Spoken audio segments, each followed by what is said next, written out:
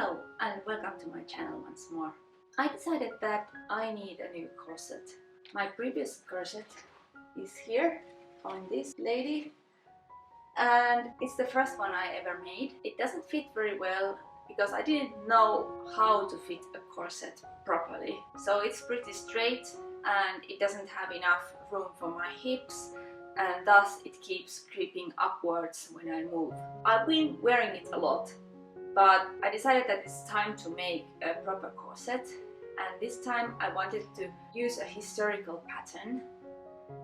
Luckily there are all those Symington patterns available online. I browsed through the whole Symington collection and I chose this pattern that many people have made before. I like this pattern because it's pretty unstructured. I think I could make it pretty flexible and lightweight, and something that is really comfortable for me to wear. So in the last few days I've done a lot of mock-ups trying to get the fit right. I haven't filmed it because it's really tedious and I don't really like that process. But for the corset it's really necessary. For my pattern I had to first lengthen it quite a bit because I have a long back.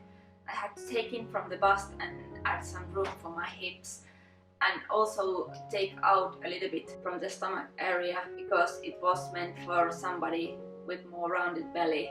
After lengthening the actual corset I had to shorten the front from the bottom, because at the front the length I added actually went downwards, so I had to shorten it from the hem so that it didn't hit my thighs when I was sitting down. After doing 4 rounds of fitting I was happy with the pattern. I'm going to use cotton twill that I have in my stash. It is quite lightweight twill, so it is not going to be very heavy compared to this couture corset.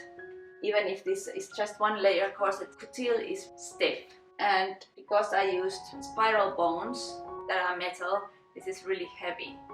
So this time I'm going to use artificial whalebone, which is more historically accurate in the sense that it bends and feels flexible as the whalebone.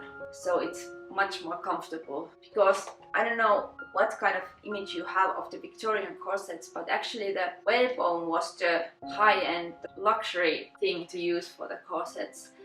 And the spiral bone became common because it was cheap to use. Artificial whalebone is plastic, but it molds and bends just like whalebone would have. I also want to acknowledge the help that I got from the Foundations Revealed that I'm a member of. This is not sponsored, but I just want to say that Luca Castillo at Foundations Revealed gave me a lot of help with the fitting. I sent him numerous photos and he actually gave me advice that I couldn't have figured out myself, because he's an expert on historical corsetry and I'm not.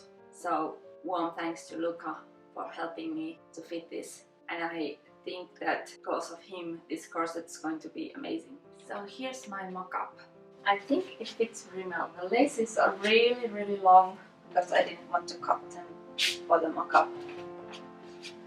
But otherwise, the length is right now I can sit down. This is really comfortable. I wore it yesterday when I was tidying up our home and I was folding laundry and bending and reaching upwards, and I could move in it very easily and it didn't restrict me in any way. It takes out about 2 inches, 5 centimeters from my waist, and I can right now lace it closed.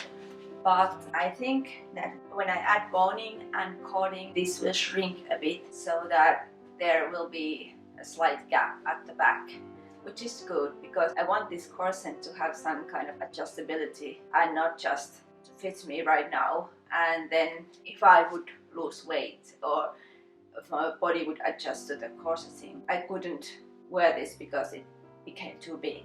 The bust is still a bit big. I've already added a little bit padding there, but I'm going to add more to the final corset. But because all that padding is going to be basically just removable pads that I stitch on the boning channels, it doesn't really matter whether it fits right now.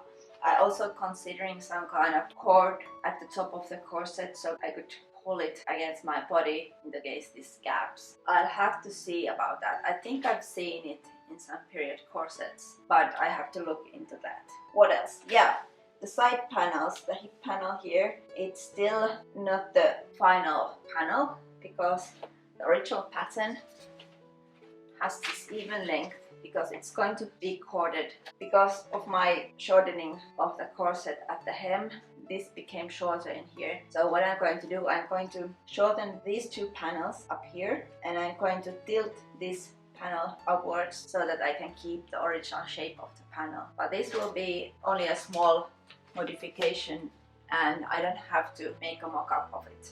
What else? Yeah, my mock-up doesn't have a busk.